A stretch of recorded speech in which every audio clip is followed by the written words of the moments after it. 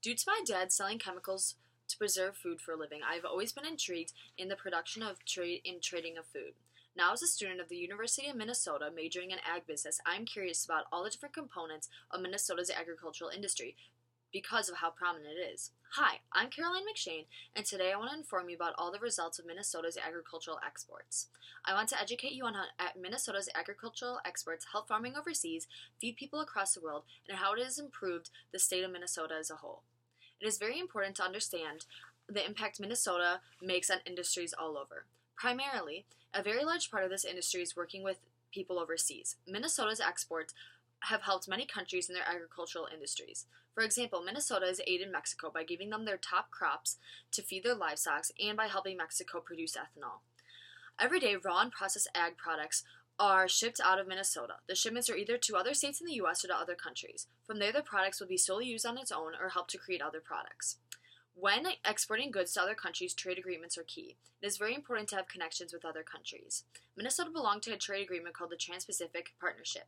The TPP was created to bring together 12 different countries with similar work values and who care about the environment and their property.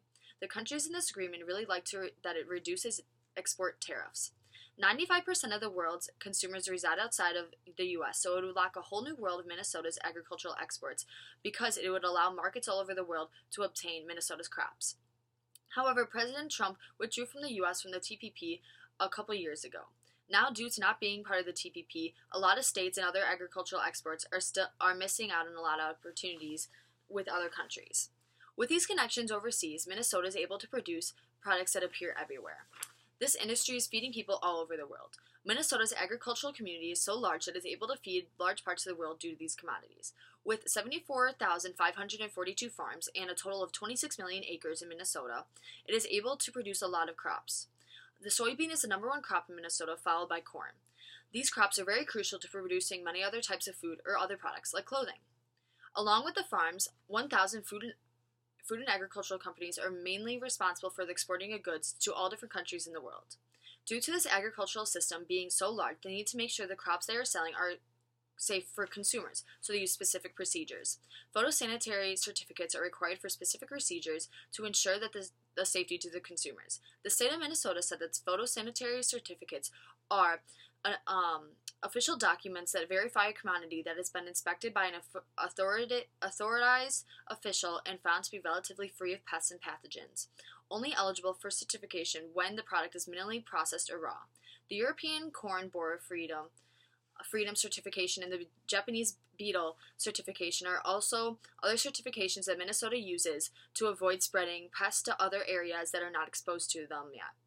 They want to avoid causing other issues for farmers outside of Minnesota so their crop won't be ruined by so-called foreign pests. Minnesota's exports produce great results because they are so tedious. This industry is successful because they have made significant improvements in the state of Minnesota. One of the largest impacts Minnesota's agricultural exports is the amount of people that are involved in the process. There are 367,000 workers in this system. This means that this system isn't just good for the vast amount of exports, but it's good for the people that they are employing. So people in Minnesota's agricultural industry take up 15% of the workforce in Minnesota. Business has been booming for Minnesota lately and has been showing. Agricultural exports brought in $8 billion to Minnesota last year. This is a significant amount of money that is going into the state and people of the state.